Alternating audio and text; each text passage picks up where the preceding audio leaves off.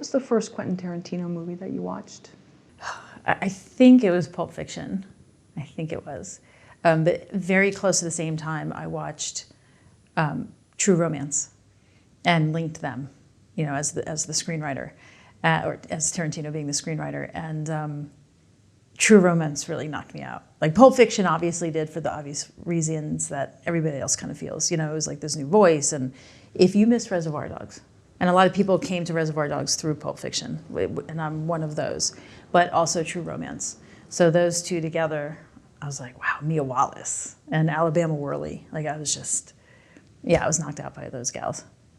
Now, what about Kevin Smith, too, if you're growing up on the East Coast? Oh, yeah, I loved Kevin Smith. Okay, so yeah. So sort of this whole, like, indie the whole filmmaker. 90s movement. Right, like, okay. Yeah. And Linklater falls into that, too. Sure. Yeah, of course. And did you ever envision, when you saw those films, that one day you'd be interviewing all the actors that he worked with? No. Was never something? No, I definitely wasn't thinking that way then. I was a model actress. So I limited myself in that respect, I think. And I have grown up into who I should be. But yeah, no, I definitely didn't think one day I'd be sitting here talking about Quentin Tarantino and sitting with those fantastic people. Yeah. What made you decide to make the film? And you had already done a film about Richard Linklater. So what was it? How many years ago? I co-directed Linklater with Michael Dunaway. And I spent a lot of time in Austin.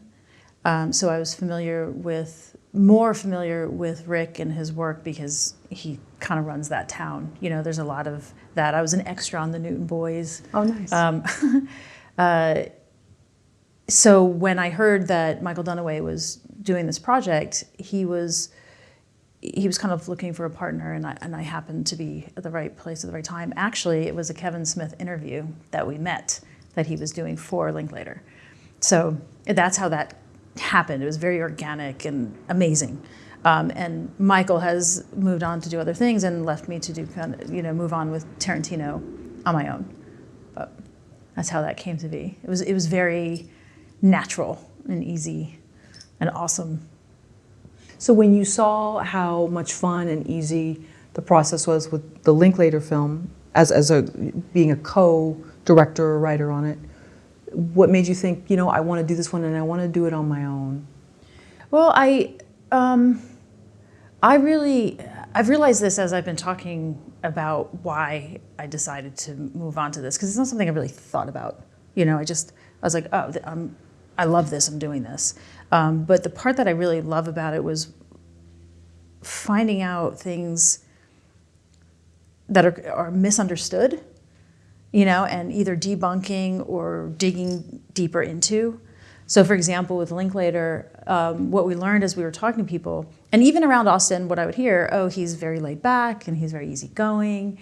And as we did these interviews, I was like, he's not laid back in that sense. Like, he's very intense and knows exactly what he wants to do. And I found that fascinating. I was like, wow. I was like, this idea that people have isn't who that person is. Let's show that. Let's really show that side of it and how that affects the filmography and where things come from. So to move into Tarantino on my own, I think I was really driven by the misunderstanding of his female characters. And what I would hear again about Quentin was that he was he's very nice. And Quentin's very nice.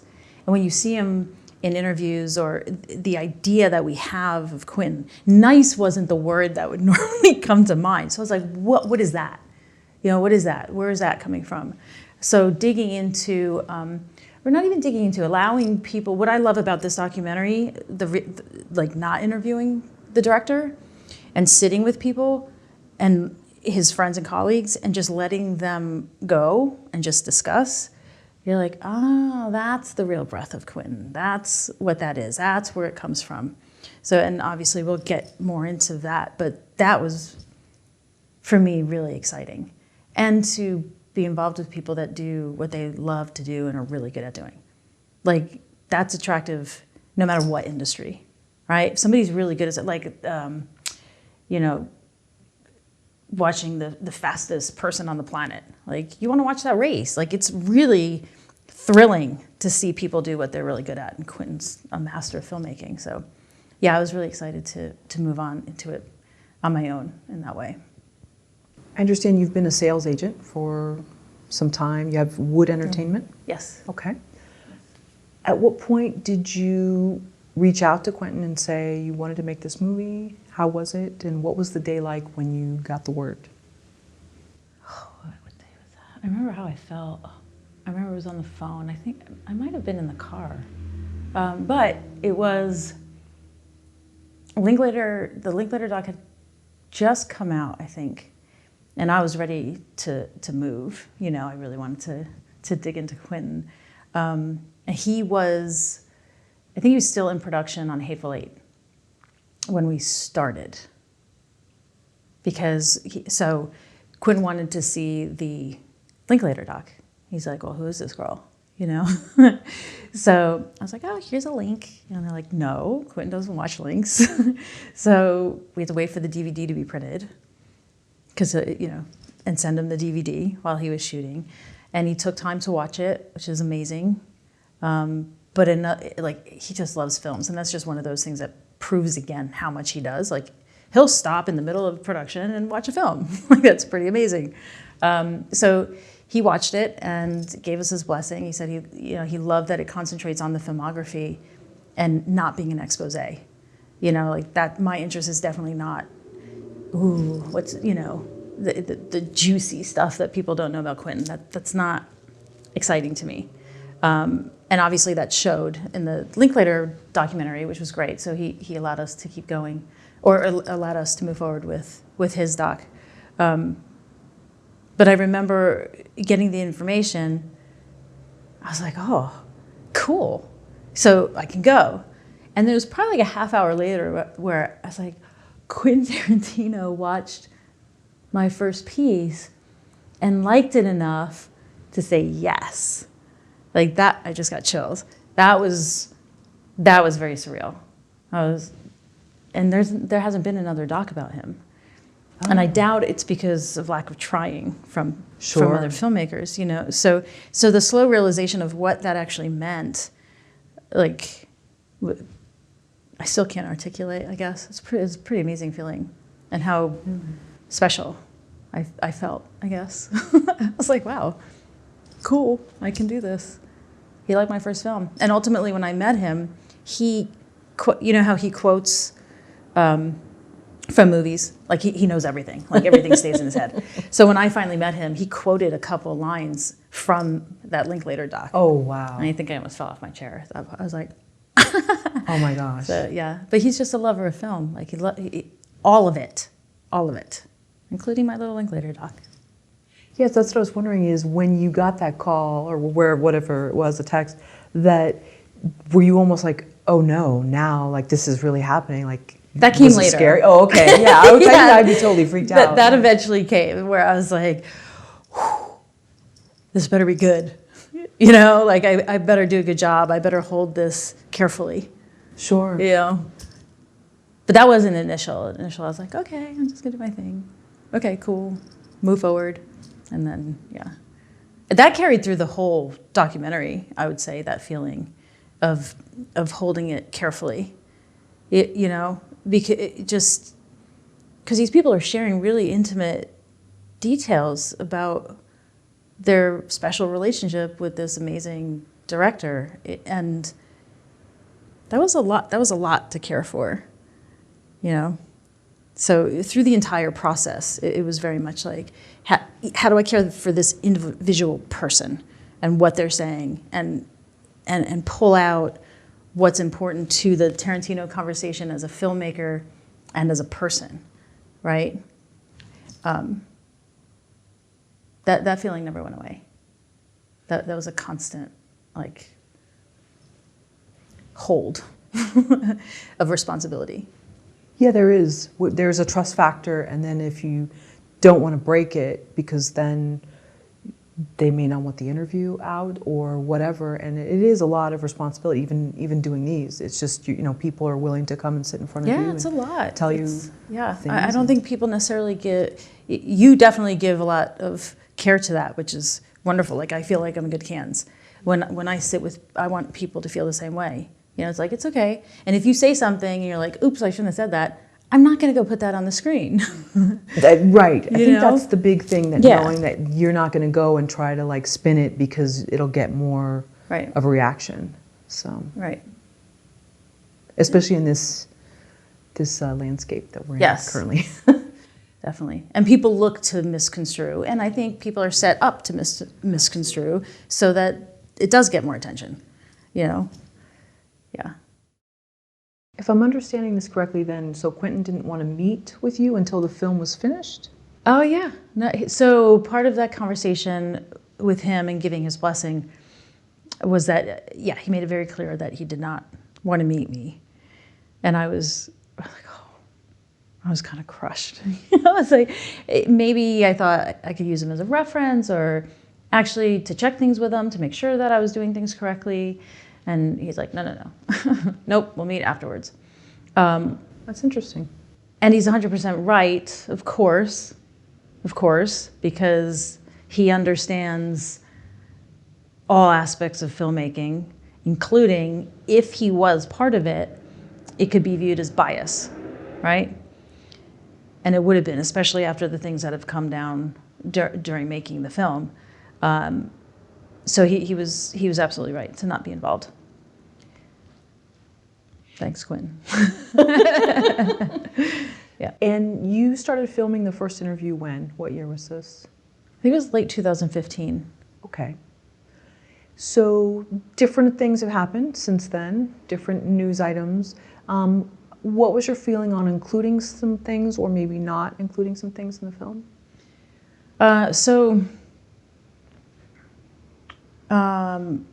While we were making the film, we had a few more interviews to go. And the Weinstein Company approached us to buy the film. And ultimately, we ended up doing that deal, mainly because I was like, well, this guy has been Quentin's partner through all of his films to date, from Reservoir Dogs through at that time was Hateful Eight. So it seemed to make sense, and we were going to finish it together.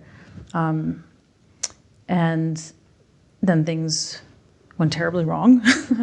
Obviously outside of anybody's control, except his, maybe.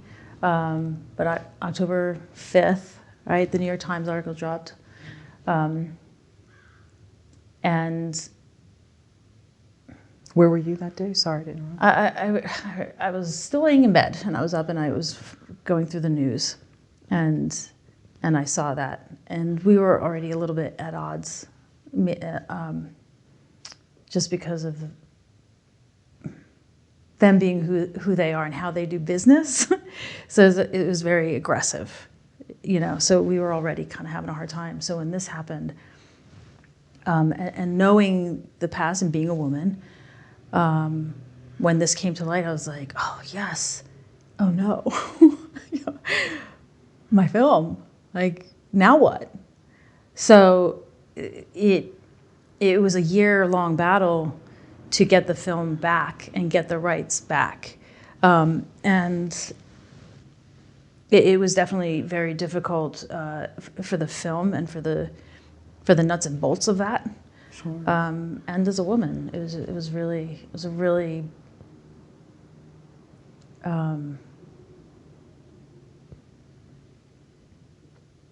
it was very lonely because nobody wanted to help once that happened. It got very quiet. Sure. So, and I feel that's true for women on the personal side. So there was a lot of crossovers personally and business-wise, where it was very like, wow, like the feelings that go along with that. I know I'm being vague, and I kind of apologize for that, but it's understandable. It's fine. It was a very difficult, dark, lonely year. But fighting for the film, especially after doing most of the interviews at that time and learning about Quentin and learning about him and how he feels about social issues and women in general, I was like, I have to fight for this film. Like, I have to, or else it's just going to fall into the abyss. I don't even know how many other films are still caught up in filmmakers. Like, it's not, most of them have not gotten their films back. So I fought very hard. It was a very hard battle. But ultimately we won, so it's a great story, yay. And then we had to revisit how we're gonna end the film, because we had interviewed with Bob Weinstein, Harvey was supposed to be involved. Harvey was always part of the conversation because it was Harvey and Quentin, and we're talking about his filmography. Of course you talk about Harvey and his participation in that. Harvey was the one who took a chance on Quentin. So that's very much a part of the story, and now that changed. Right, well, now the story had to change. And Quentin now is out with regard to that, right? That partnership was done. So we had to address it, and I hope I took care of it. Well, I tried to present it without a side, like this is what happened. And then we move on. So there was a lot of decisions from what started out as this amazing, I got this great project and everybody's supportive and everybody's showing up. You know, Sam Jackson shows up and he's like, I called Quentin, he said to show up. Awesome. You know, to all of this horrible stuff happening. And now we're back, right? So now we're up and we're going and we're going to finish the film. And again, now you're like, okay, what do I do with this, right? And you figure it out, and hopefully it's well done. And it had been in all the trades that the Weinstein Company had picked up the film, correct? Yes. So it was everywhere. Yeah. Yeah. Right. Okay. Yeah, it was a big deal. It was a big deal Yeah. for because it was a Tarantino doc and his association with Quentin, but then all these other filmmakers that are caught up in the same issue on the business side, right? And then again, the whole other conversation, which overlaps for Quentin and Uma had issue, Rose McGowan, Mira Sorvino, who, was Quentin's girlfriend back then. Pieces of that had come out. It was crazy. It was crazy. And as much as you try to separate it, it's very entwined for everybody, personally and business-wise. So. And it set off basically this new Me Too movement, essentially, of many people coming forward, and not just women, but men as well. And so now it Thankfully. has a whole new conversation. Mm-hmm. Are you okay with talking about because you decided to pull the film from them, or do you not? If you don't want to talk about it, you don't have to. No, sure. Okay. When you decided to pull the film and look for a new distributor, what was the reaction from people in the industry? So when I did get the film back, there were definitely mixed responses when I went back into the marketplace to find another distributor. Ultimately, I decided to partner with Entertainment Squad, who's Shaked Berenson, who came from Epic Pictures. We partnered and we're putting it out. So eventually I was like, I'm done with these conversations, because there was definitely a lot of fear, especially since I included the conversation. So when I re-entered the marketplace with it, it was very mixed. Some people were like, well, why don't you pull that out? Why don't you just not have that conversation in the documentary? Because what does that really have to do with Quentin's filmography? I had a really hard time being like, oh, that totally makes sense. I should take that out. It just didn't make sense. So I was like, I'm gonna do what I feel is the truth. Sure. And present that, and we went a different way with the distribution, which is really exciting. So. Right. It's just interesting because I've known a few other documentary filmmakers who were in the middle of a film and a scandal broke, and for them not to put it in the film would just be like, I get not totally focusing on it, having it at the main crux of the movie, but it just wouldn't work. Like, they would be so severely criticized for not at least saying something. Right. So then there's that. Right. So you're damned if you do and damned if you don't. So I was like, well, here it is, and you do what you want with it. That's how I feel it comes across in the documentary. This is what happened. You know, feel however you want about, and that's been very mixed too. The reaction from women obviously is, wow, that's really great that that's in there. But then there's the next step. I didn't know Quentin was such a women's advocate.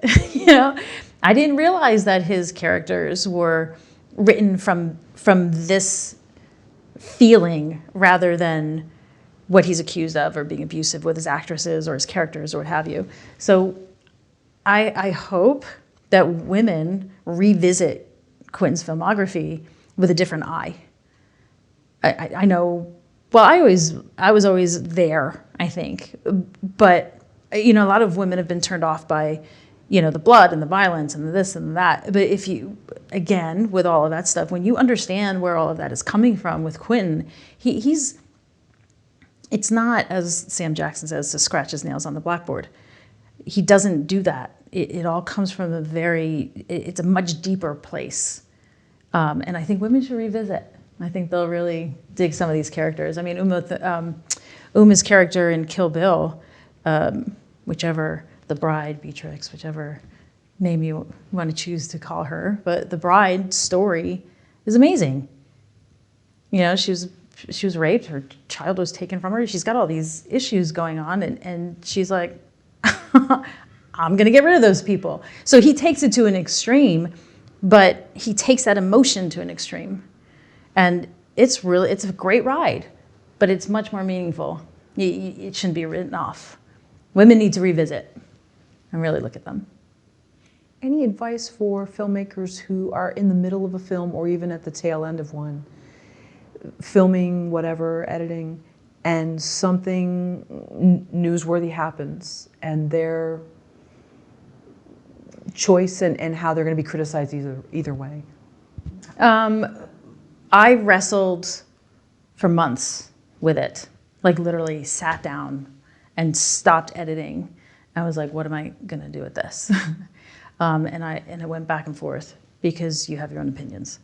And wait, my advice would be to wait until you realize that you're not inputting your opinion and you're just presenting.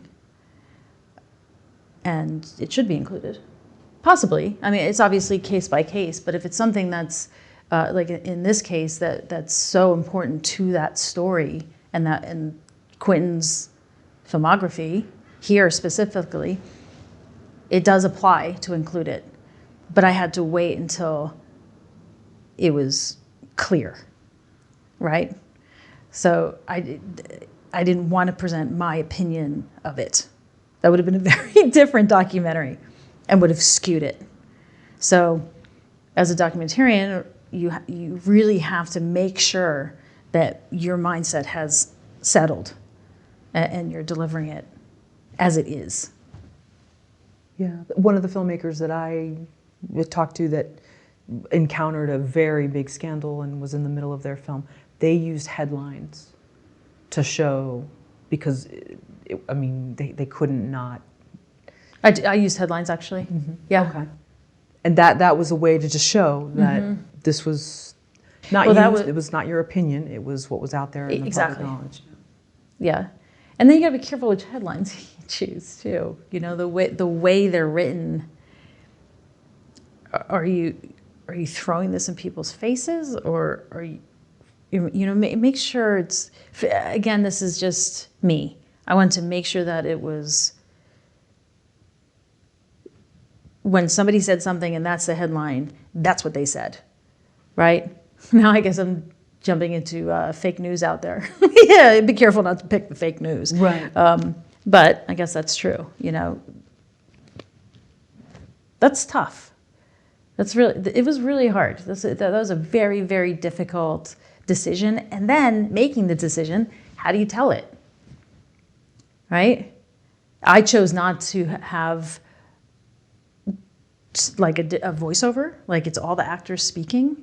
There's no voiceover in the film. So we chose Michael Madsen's telling of what happened to go over that montage. Right? And we used footage that we've seen before from Quentin's films, under it, so that you're looking at the same thing differently, right? So with regards to that story, specifically again with Harvey and Quentin, well, this was going on at the same time that these were going on. Like a timeline. Right? Mm-hmm. So then there's that. Then there's the device you use to tell the story. What were the first steps to making this film? Oh, the first steps to making a documentary about somebody else. That they're not going to be in, by the way. That they're not, right.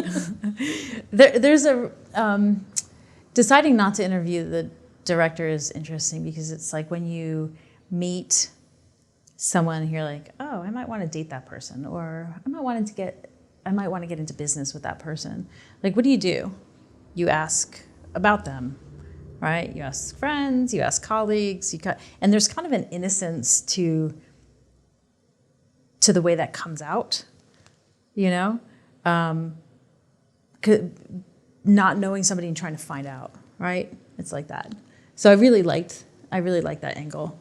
I'm a little off though. So with your question, so did he supply you with whom to contact, or you? No. Oh, okay. No. So Quentin was very hands off. He said, yes, you have my blessing. If people call me, I'll tell them that I support it. Like, that was as far as he was going to go. That was it. And they, I don't know if everybody called. It didn't come up all the time, but every now and then it did. Somebody would be like, oh yeah, I called him. Oh. So I knew it was happening. Sure. But there was no list. There was no, you should talk to these people. Now, when I did sit and talk, with, for example, Eli Roth, he's like, you have to talk to Scotty Spiegel. Like, Scotty Spiegel was not on my radar, right? And Scotty ends up being, like, he is so funny.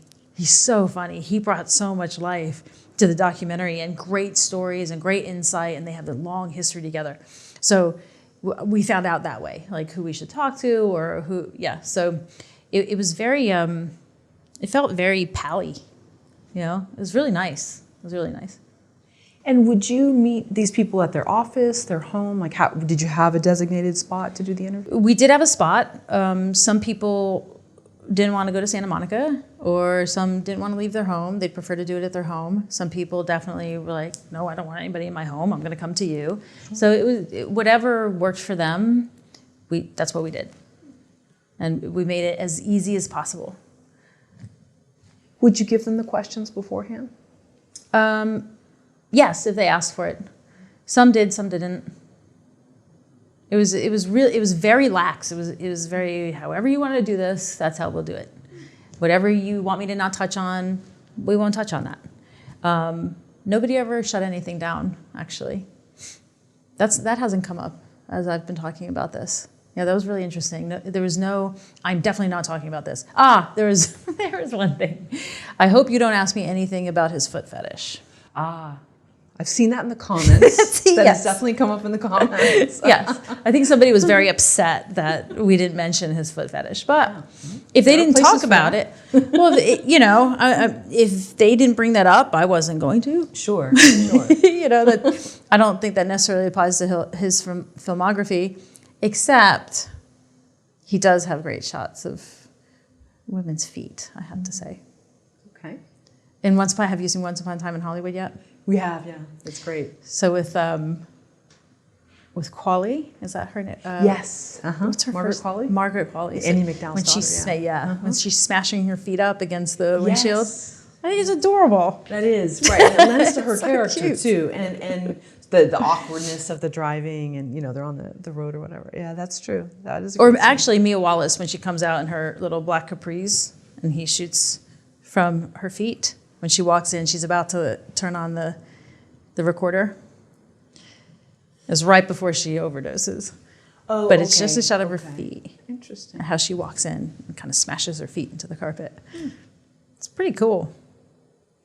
For a fetish, it works for him. Right, it's taste. That's PG-13 It works. fetish, yeah.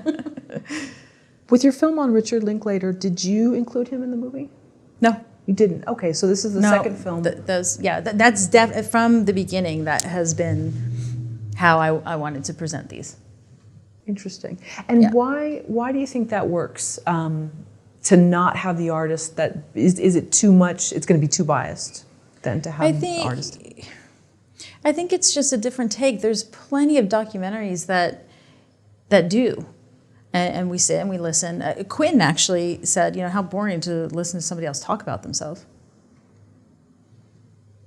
I didn't feel that necessarily, because I love to listen to people talk about their filmography or their life or whatever. It's fascinating. But there's plenty of documentaries that do that. This I wanted to really be just fresh and fun, and again, it's like innocence. It's very open. It's opinions, it's experiences, and you learn through those. Right? If somebody came in and said, "Yeah, but this is me," and it pulls the direction it pulls it differently. So now you're like, "Oh, then we just have to listen to you, and you're the final word." Right? You don't get all those. I wouldn't be able to sit and tell you how I am or who I am and why necessarily, but I bet my husband could. In a different way. Sure. Or my mom or my sister or colleagues, or, it's just a very different, softer approach, I think. What are your thoughts on when an artist's work stops being about the work and it's now about the artist? I mean, because now people, it seems like when you get to the level of a Quentin Tarantino, Linklater, whomever, it's no longer like, wow, this is a great film. It's their film. So now you're going to judge it through the previous films or any news or whatever. And now they're under a new set of criteria that no longer has to do with the story. That's interesting. I think some people, directors, might be skewed that way. And I guess it depends on which angle you're coming from. Like, do you see their stamp because it's their movie, because they have a certain style, what have you? That's who they are, right? So you're going to see that. The other side, I guess, would be placating into that. Right? Is that kind of where you're asking? Like, when do they shift, or when do we shift as an audience? That's a good question, actually. That's a good question of my question, because I was thinking it's more about they're up against critics, they're up against people that love their work, and they're up against detractors, which is going to definitely come at that level, whether it's valid or not. Especially in the film world.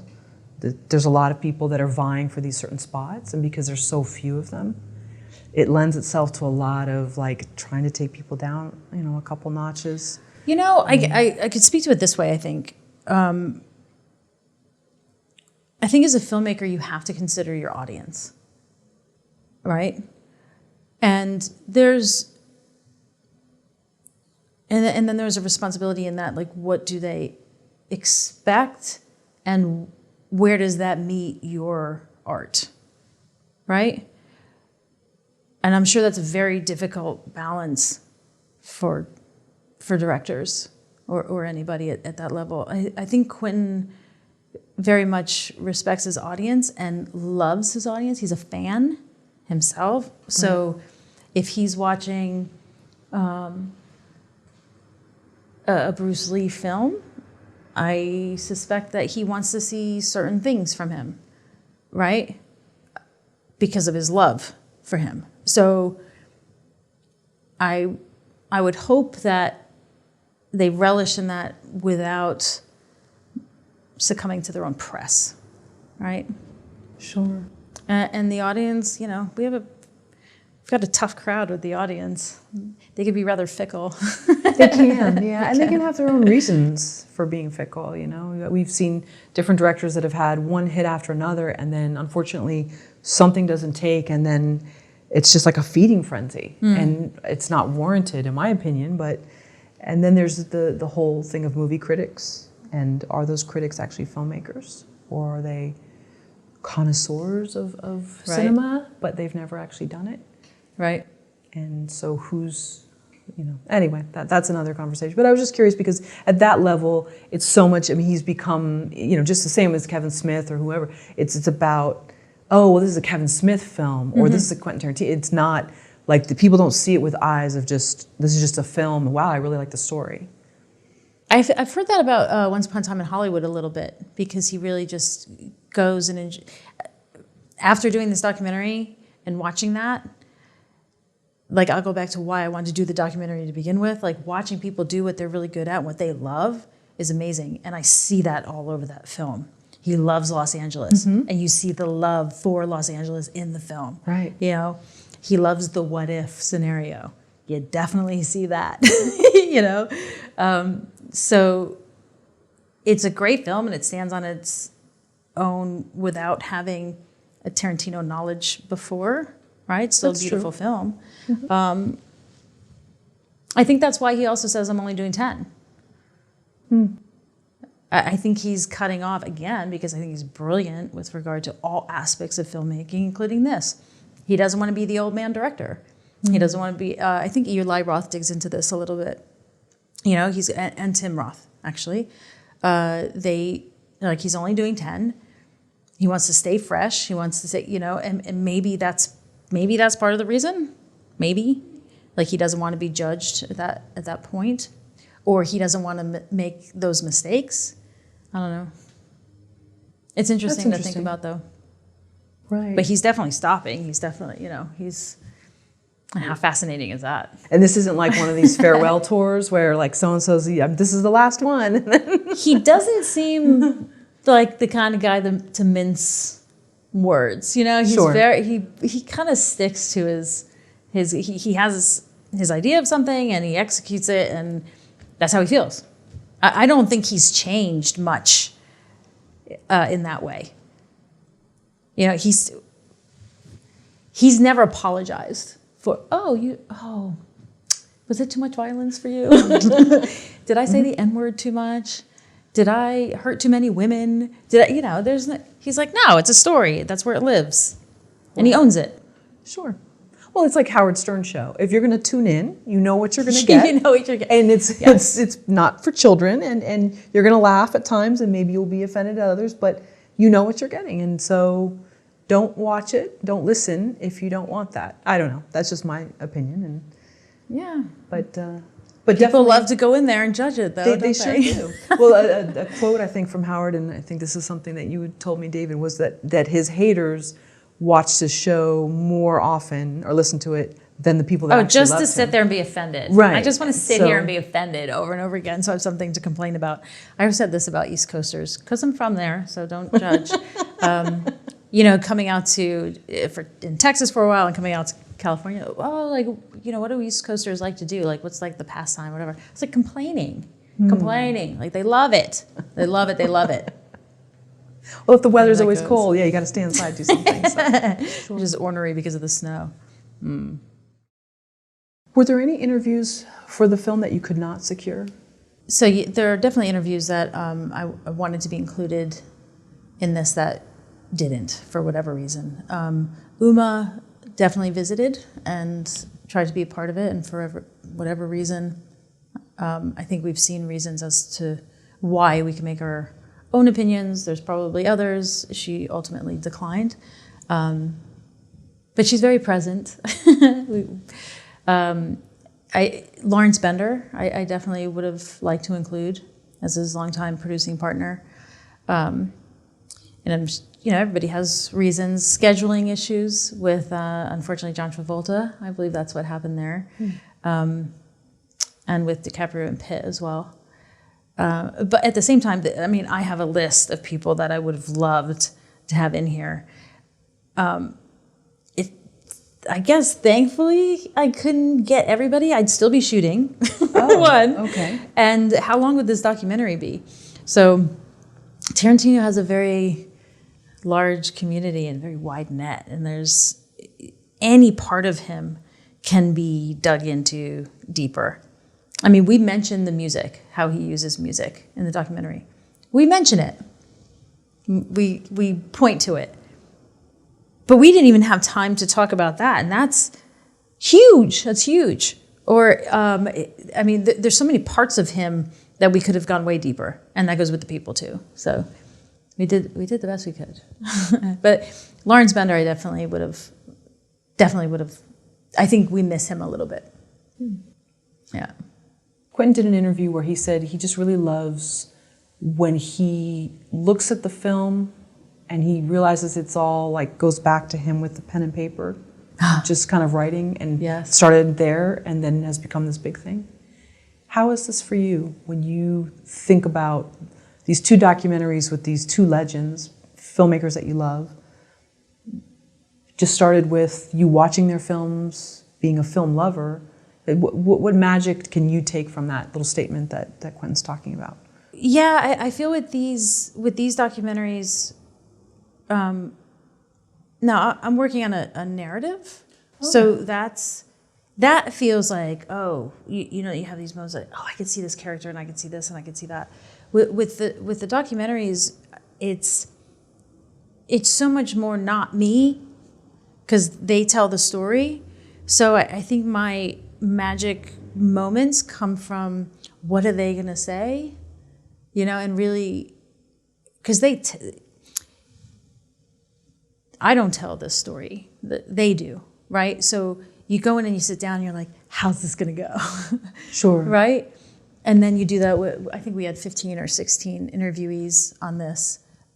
So it's very much like what's gonna happen, what are they gonna present, so that we can go back and have fun with Quentin Tarantino, you know? So it's very off of me. It comes. I see what Right? you're saying. Right, it's less So personal. It's It's yeah. much less, Mhm. but yeah, it's Sure. definitely not about what am I gonna do, right? Because they tell me. That's how I feel about this. Like they tell the stories that, again, going back to Richard Linklater, what was amazing is to find out that Keanu Reeves said it. There's no slacker in this slacker, right? I saw that part in the trailer. Like, yeah. it's great. I'm like, yeah, like he's not what people think he is, or there's more to what people think he is, you know? So that's really fun to unravel. And that's the magic for me. And with Quentin, he's this big, huge personality, but he's also really intimate and brilliant and specific, you know? So that was exciting to come out. And then the different ways they tell you that. And then how we bring that around to the way he shoots something, or the reason there's blood all the way over there and not just right here, you know, like what makes Quentin Quentin. And it's like weaving all of that together. So that's the magic for me, if that answers you. It does. And Very sorry for roundabout going way. with that. I know it was a sort of like, wait, is this a real question? What is this right here? That's cool though, because it's I think it's different. I think it's different. That, you know, a lot of people go out for a documentary with an intent, you know, or very specific, you know, the water is bad in Flint, right? So we're going to find out why and how that affects people. And So you're going this way. I feel with this documentary, it comes the other way. It comes around. Interesting. Yeah. Right. When you did your film on Richard Linklater, what happened once the film was out? How did people, especially in the Austin area, react, because he's sort of Austin's darling? Not sort of it, he is, you know, Austin's darling, aside from Robert Rodriguez. Yeah, when Linklater came out, there were mixed reviews.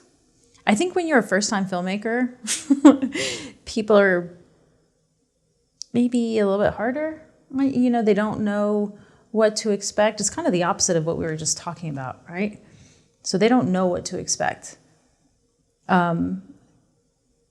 People are revisiting that film, and I'm getting a much different response this time around, because they kind of understand now. Why, you know, I got so much flack for not interviewing the director. Oh my God, like as soon as they knew that, like that was it for them. They're out. You don't interview the director, it's not the definitive documentary. Interesting. Well, what is the definitive documentary on somebody in 90 minutes? You know, like what is that? And if it's not this, that's okay. But this is what this is. So people are revisiting that and seeing it differently, which is really nice. It's It's interesting though. It 'Cause is, yeah. Yeah. I think it could have done a lot better. More people should have seen that. It's fun. On Rick, you mean? Yeah. Yeah. Yeah. And so knowing that was something that was said, that the subject, quote unquote, actual subject of the documentary is not in it. People were mad at me They were about mad. that. People were mad. Like, how could you not? How is it a documentary if you don't interview him? Well, But what I find interesting is that we're doing a documentary on somebody who's still alive and working. Right? I mean, I just saw one on Miles Davis, and he wasn't in it. You know, Exactly. there might have been some old footage of him, definitely, but it was about the music, and it was about the people that knew him and some of the troubles that he dealt with, and it was fascinating. So, It's just different. It's just different. I mean, there's different ways of showing things, and if you're doing only the person that it's on, then it's like it's a Mike Wallace interview, and you know, and nothing against Mike. His stuff was great, but you know what I'm saying? Yeah, it's just very different. Was it Francis Ford Coppola that his documentary just came out? Is that where it's him talking about all his films? Oh, I didn't know that. No, I'm not aware of that one. I hope I'm not saying that incorrectly. That's very interesting too.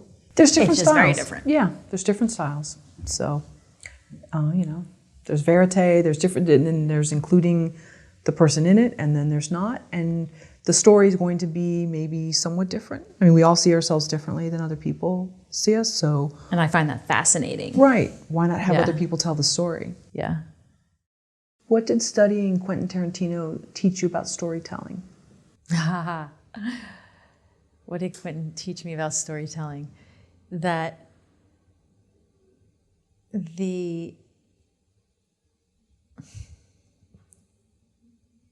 his attention to detail on every level, I think that's what Quentin taught me.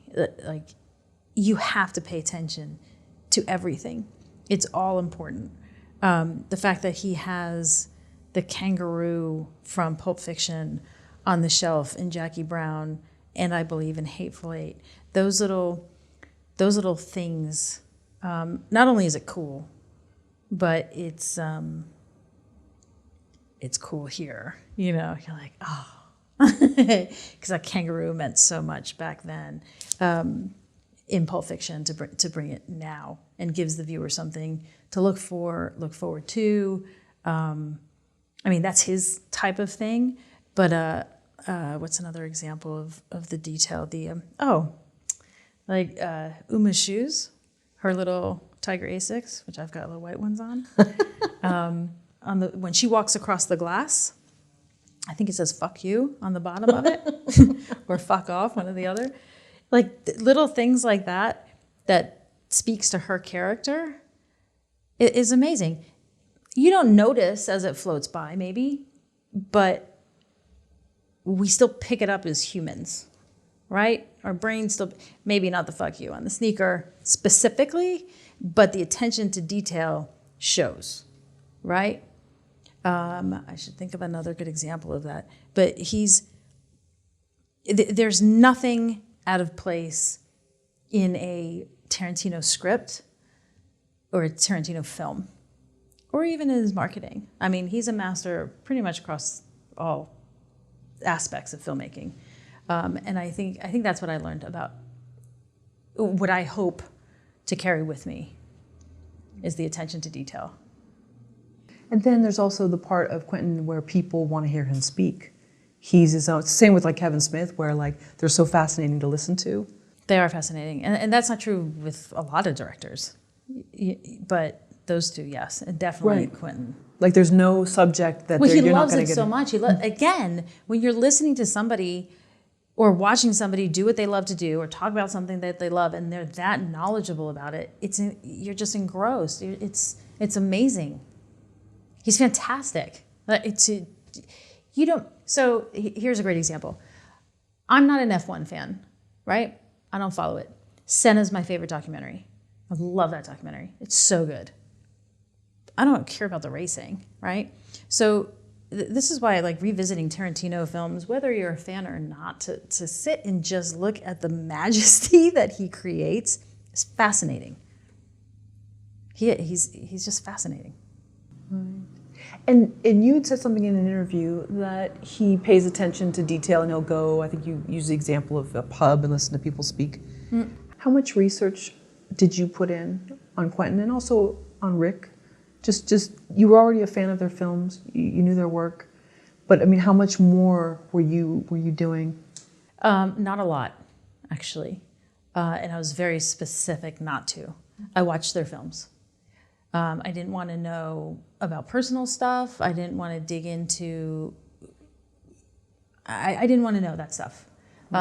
So again, going back to that innocence and the stories to come out as I sat with people, I wanted that to be fresh to me and what resonated, so that if I heard that in the news somewhere else or read it somewhere, it would have been, I feel like, diluted.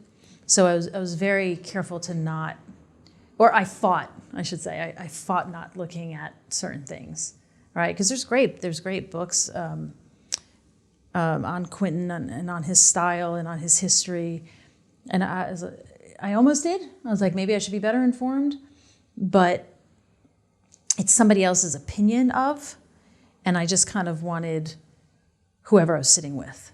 I wanted theirs. I didn't want another opinion to be in my brain, or something to be said and I've heard it elsewhere, so I dismiss it, right? So I was very careful to not do too much research. Yeah, I find that interesting because it's sometimes very helpful in getting the best out of someone, because there's a sense of discovery with it.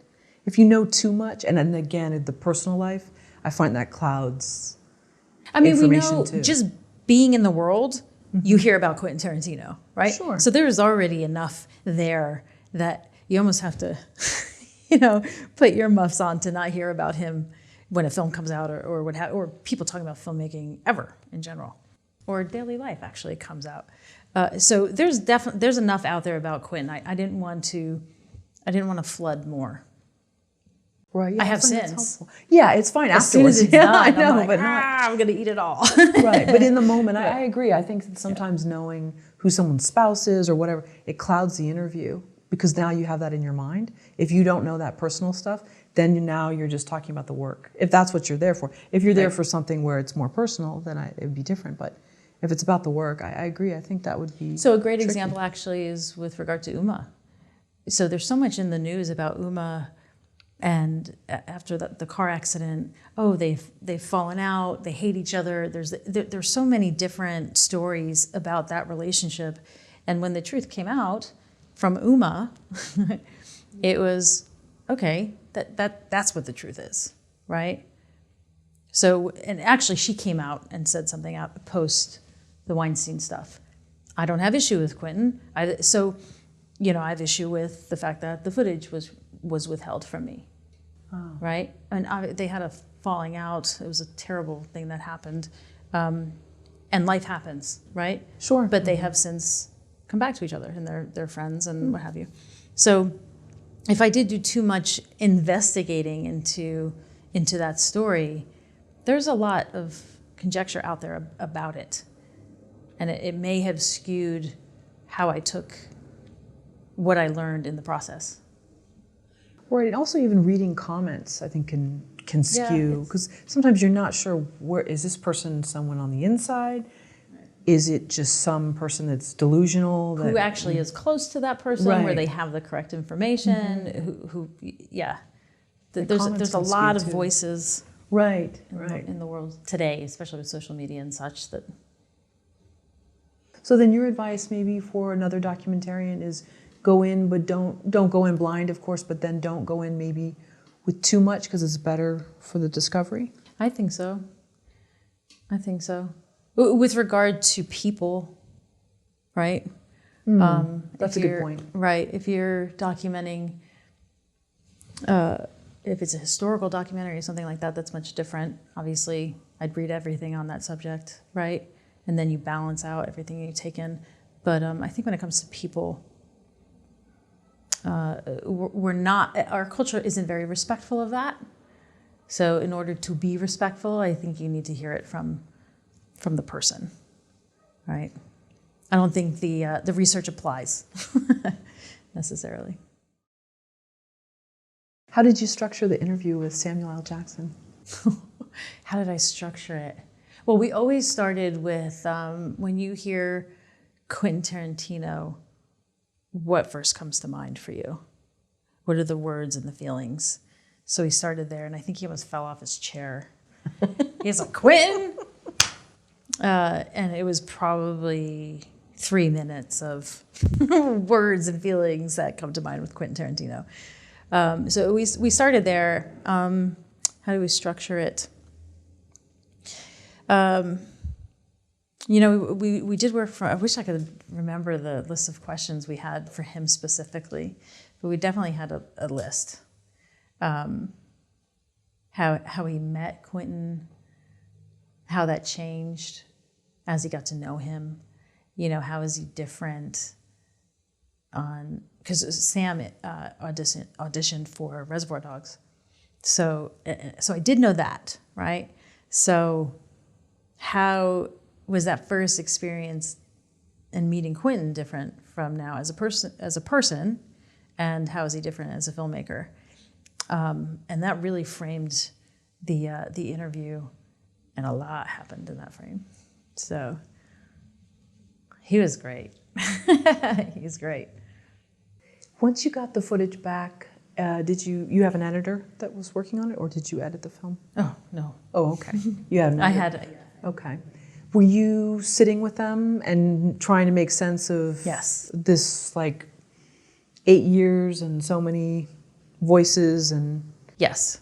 So sitting down and going through the footage, and then you learn again. You see things and hear things that you didn't catch while you're sitting live. You start to see what's repeated about Quentin specifically. That's where the magic happens for me, is where you start to see the repetition of who this person really is and where it overlaps. And that was I think we have 45 plus hours of footage. It's really, I don't know what to do with all this footage.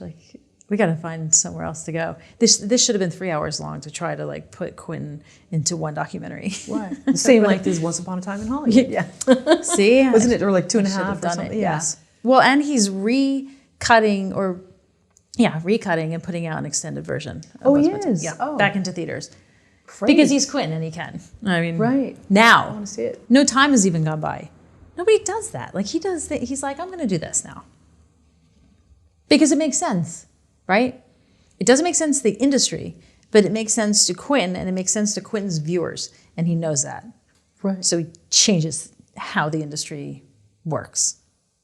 I think he's brilliant. That's cool. I can't wait for it to come out. I want to see it. I've already seen the film twice in theaters. Have you? So yeah. I saw it once with a packed audience, and it was too much. I wanted to see it. That was fun, but I wanted to see it more where I could let certain scenes sink in. So it was better seeing it where there were just a few people around, and then I could take it in more. Because it was so high energy, and there were so many people. That was cool. That's great energy. But then to really let the story kind of sink in, and I think some of it's based on that time in LA, and then some of it's sort of embellished, right? It's not a total recount of the Manson Tate, Oh. I think just some of it's mentioned, but it's not a full historical recount. So I just wanted to see, and plus knowing that there is so many opinions about it, it's just kind of interesting. I think something becomes more interesting. I want to see it more when there's either praise or criticism. I mean, maybe sometimes even criticism. I think it gets me to want to see something more. So I want to watch it again, since I want to watch it again anyway, but especially after the conversation about Margot Robbie's character not having enough lines. I can't believe that hasn't just gone away yet. But I already have my opinion on that. But Well, she was supposed to be enjoying life, so maybe, there wasn't a lot to say, just enjoying it. So. I think it was a great decision, though. And Matt, this is a great example of you're damned if you do, damned if you don't. imagine if he gave her excessive lines. That's true. Sharon Tate, Yeah. as we know her, and don't, right? If he just made her whatever.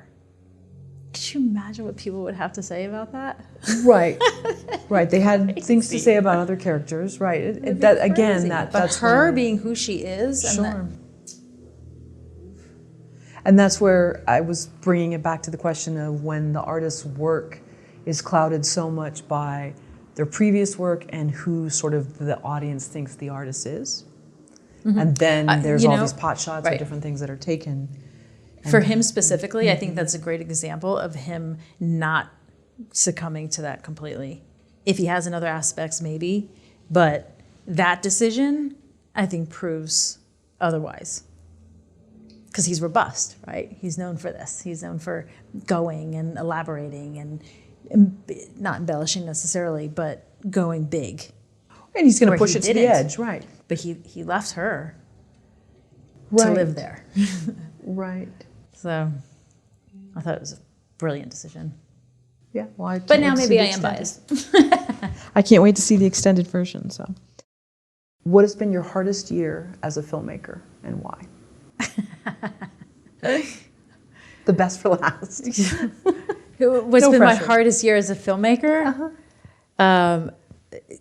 2017. Right? Yeah. And again, I have to revisit with what made finishing this film difficult. Sure. It was a very difficult year, fighting for that film back, fighting for the documentary back. So, any advice to other filmmakers who maybe they're not in the exact same situation with the same set of issues, but one where like the film hangs in the balance and they don't know what's going to happen? I've touched on this with filmmakers a little bit. When it comes down to something like that, or even close to a situation where your film is hanging, you have to decide what's too precious or not, and if what you've just created is worth the fight that it needs to get it back. In this case, I learned enough about Quentin and what this film was saying, and I felt that it was definitely, it had a new drive to it, and definitely was something I needed to fight for. Honestly, if it was